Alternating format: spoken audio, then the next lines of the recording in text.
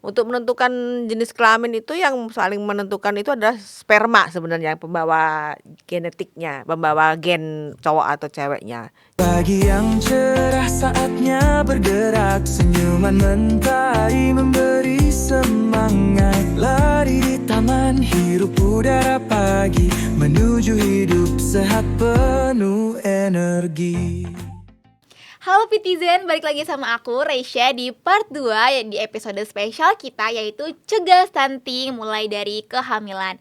Oke, kita langsung masuk ke part 2 nih Pitizen. Kita bakal bahas mitos atau fakta bareng dokter Sita. Nah oke dokter, jadi kita ada 5 mitos atau fakta nih yang mungkin akan dijawab oleh dokter. Nah dokter, yang pertama ini mitos atau fakta, bentuk perut ibu hamil menentukan jenis kelamin bayi. Jadi bentuknya gimana nih? Karena kan banyak tuh dokter yang beredar katanya bentuknya maju ke depan atau ke samping. Kalau ke samping mah ibunya gendut. Ya sebenarnya sih itu mitos ya. Jadi untuk menentukan jenis kelamin itu yang saling menentukan itu adalah sperma sebenarnya, pembawa genetiknya, pembawa gen cowok atau ceweknya. Jadi itu mitos ya para Fitizen ya tadi Ya, Fitizen Fitizen. ya. Oke, jawabannya mitos ya. Jadi tadi menentukan apa dokter? Sperma yang menentukan, yang pembawa gen cewek sama cowok sperma. Jadi tergantung bapaknya maunya apa. Oke, yang kedua nih dokter, mitos atau fakta, nanas dan durian itu katanya dapat menyebabkan keguguran. Nah, kalau sebenarnya sih mitos ya. Jadi sebenarnya makan nanas boleh nggak sih? Kan kadang gitu kan takut kalau keguguran. Sebenarnya nanas tuh bagus-bagus aja. Dia itu mengandung asam folat, mengandung vitamin C juga.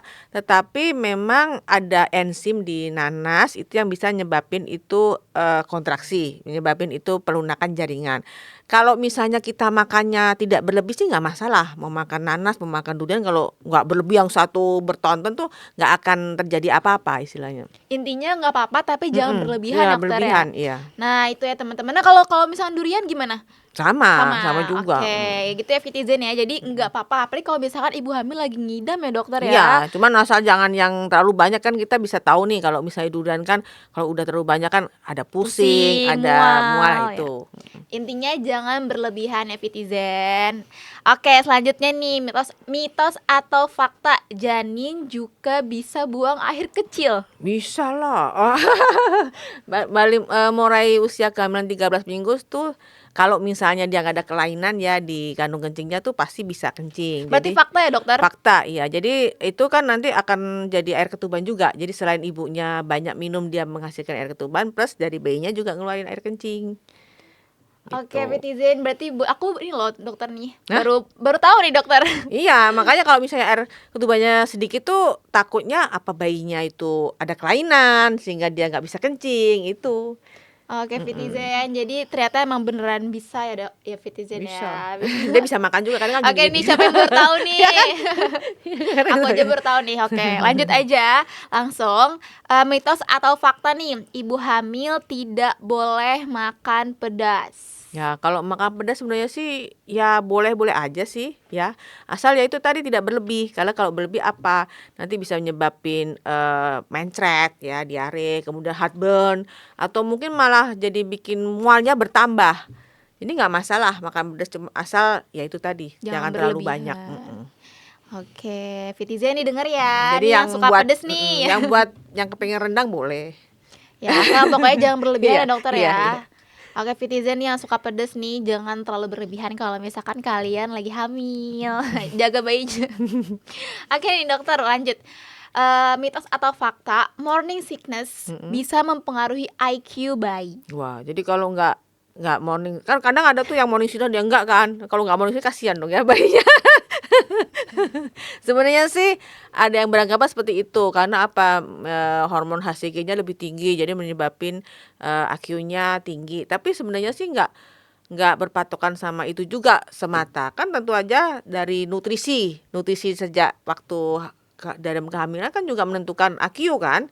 Dari si anak juga. Jadi Dari gizinya iya, juga ya, dokter gizinya. ya? Jadi kalau gizinya bagus tentu anaknya juga akan pintar-pintar.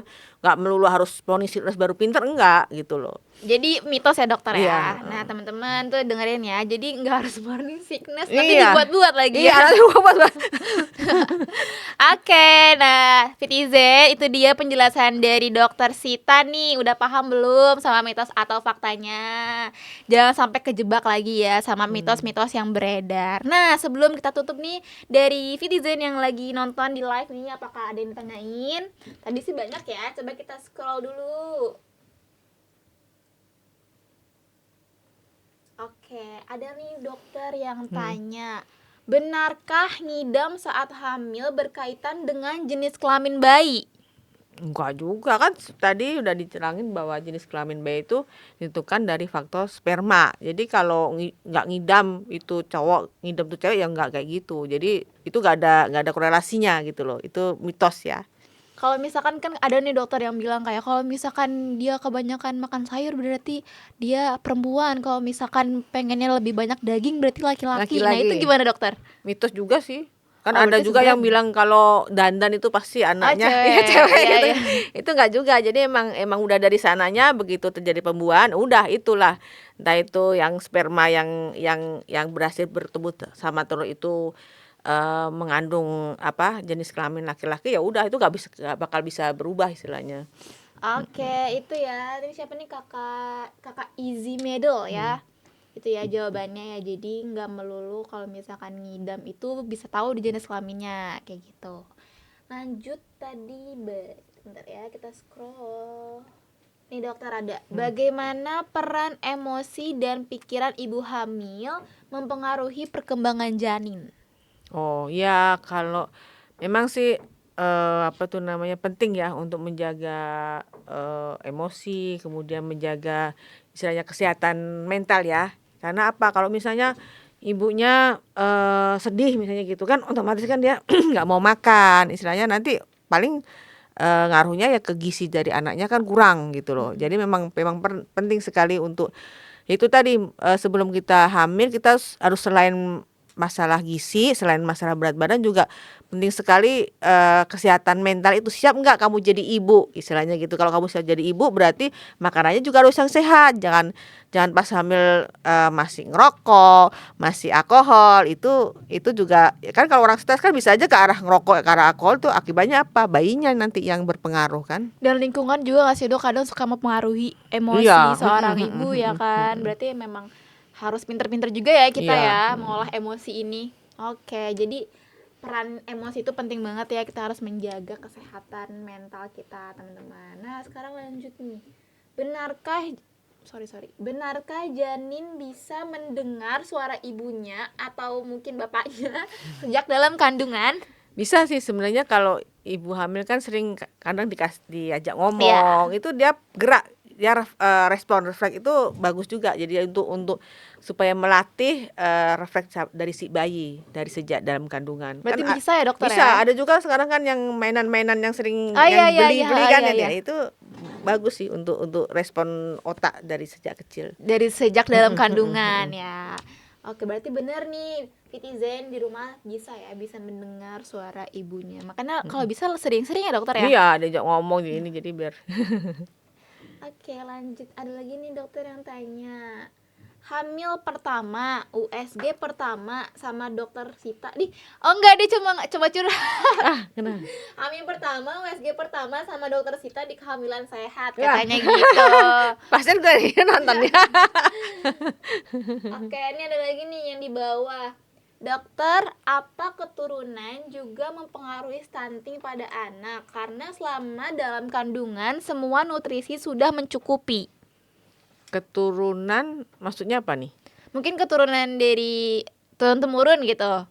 Misalkan saudaranya ada yang stunting gitu, terus jadinya nurun ke anaknya. Padahal gizinya udah mencukupi gitu. Enggak sih. Enggak ya, Enggak berarti sih, ya. enggak sih, ya. Kalau misalnya keturunan sih paling masalah ini misalnya tinggi, kan ada tuh yang keturunannya tinggi atau keturunannya memang body posturnya itu pendek, ya itu bisa. Kalau misalnya orang tuanya pendek-pendek nggak mungkin anaknya jadi tinggi gaya. ya, Cuman ya. kalau masa stunting sih enggak. Stunting itu murni masalah ya gizi kita yang kita masukkan.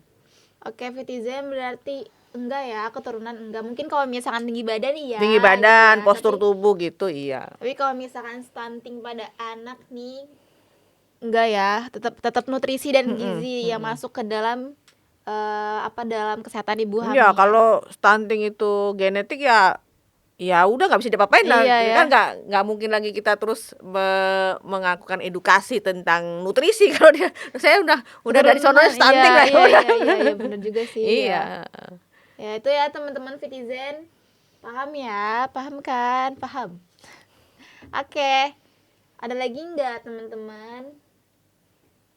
Ada lagi nih dokter Derika Nurul nih. Dok, di tempat saya ada yang hamil, lalu janinnya hilang. Padahal usia kandungannya sudah besar. Kalau dalam pandangan medis, kenapa ya dokter? hamilnya jadinya hilang, Iya, nggak mungkin serem lah. juga ya. Udah dibilang padahal usia kandungannya sudah besar. Enggak sih, nggak mungkin ya misalnya kandungannya udah besar terus hilang, itu paling mungkin, dia melakukan USG enggak. Jadi misalnya nih, ada ibu yang telat mens, terus dia males tuh melakukan USG gitu kan. Terus habis itu mungkin dia, gemuk, tapi gemuknya tuh, mungkin bukan hamil, mungkin mungkin, masalah yang lain misalnya gitu, itu juga bisa. Jadi nggak mungkin kalau misalnya di USG bayinya ada tiba-tiba hilang, nggak bisa, Kecuali emang gitu. dari awal tadi ya Iya, bayi misalnya kosong kecuali ya. ya hamil kosong itu dari awal tuh, Dari awal udah ketahuan ya. udah ketahuan kalau dia emang nggak ada bayinya, atau mungkin, hamil anggur juga emang dari awalnya nggak ada bayinya, dia cuman bentuk-bentuk gelembung-gelembung kayak Tapi nggak kayak tumbuh. iya, kayak anggur dari sejak awal gitu. Ini berarti pandangan medisnya nggak ada di Iya.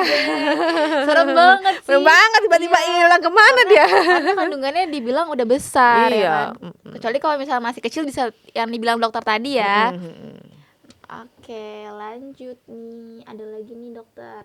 Dokter, paling rapat kehamilannya itu berapa lama sih yang dianjurkan? Paling rapat Maksudnya mungkin gimana sih dokter, paling rapat kehamilannya itu? Mungkin dari kehamilan pertama ke kehamilan kedua gitu kali dokter ya? oh, ya ya ya. Ya kalau ya itu kembali lagi ke kesiapan dari ibunya ya. Misalnya, udah hamil melahirkan, itu, sebaiknya sih harus ada jeda supaya apa, kan supaya ya kan pertama kan bayinya kan masih butuh nutrisi, butuh ASI, agak besaran misalnya setahun, 2 tahun baru hamil lagi. Jadi kan biar ada jeda, kalau misalnya semuanya, terpaut cuman sebentar kan nanti repot, nutrisinya jadi kurang istilahnya gitu. Kasih sayangnya juga. Iya, rasanya juga. Ya Jadi kan? kesiapan dari ibu-ibunya sih kalau udah setahun, ya udah saya pengen setahun apa 2 tahun baru hamil lagi. Jadi kan terkontrol istilahnya itunya. Oke Fitizen, udah selesai sih ini bertanya di live. Oke Fitizen, gak terasa ya kita udah berada di penghujung acara nih. Gimana nih jawaban dari dokter Sita? Oke banget ya, penuh insight yang menarik nih seputar kehamilan dan seputar stunting. Tapi nih sebelum kita tutup nih, kita mau nodong nodong motivasi sama dokter nih. Mungkin bisa kasih motivasi nih buat Citizen yang ada di rumah yang mau program kehamilan, atau misalkan emang dia mau tahu tentang stunting gitu, boleh banget dokter. Ya, jadi, sebaiknya buat netizen-netizen yang kepingin, segera hamil dan mungkin kepingin, hamil itu harus sedini mungkin itu mempersiapkan diri, yaitu pertama kesehatan mental termasuk, kemudian, nutrisi yang dikonsumsi dari sejak dini harus diperhatikan ya, kemudian juga, berat badan juga dijaga, kemudian rajin olahraga supaya apa, supaya saat hamil itu ibu dan bayinya itu sehat ya. Jadi, terbebas dari hamil dengan preeklamsi, hamil dengan diabetes, atau bahkan mungkin mengeluarkan bayi-bayi yang prematur, yang mungkin berat badannya kurang atau yang stunting. gitu. Nah itu dia Fitizen, kata-kata motivasi dari dokter nih. Semoga bisa jadi reminder ya untuk kita ke depannya nih, kalau misalkan kita udah mau promil, supaya bisa lebih aware lagi untuk mencegah stunting. Terima kasih banyak ya dokter Iya, atas ilmu sama-sama. dan waktunya. Seneng banget nih bisa ngobrol banyak banget sama Iya, dokter. makasih. Iya, semoga kita masih bisa ketemu di lain waktu ya dokter Amin, ya. amin. Oke, spesial juga nih untuk Susu Ura yang sudah menemani kita hari ini. Biar tubuh tetap fit, anak pun tetap ceria, aktif, dan kuat. Jangan lupa untuk terus ikutin podcast Podfit, like, comment, dan subscribe. Dan pastikan kalian juga follow Instagram kita ya untuk info dan update selanjutnya. Semoga obrolan kita kali ini bisa jadi awal kita supaya lebih peduli lagi dan sadar akan pentingnya peran kita sebagai ibu yang akan menjadi ibu nanti untuk mencegah stunting. Sampai jumpa di episode selanjutnya yang pastinya bakal seru lagi, lebih seru lagi. See you Fitizen.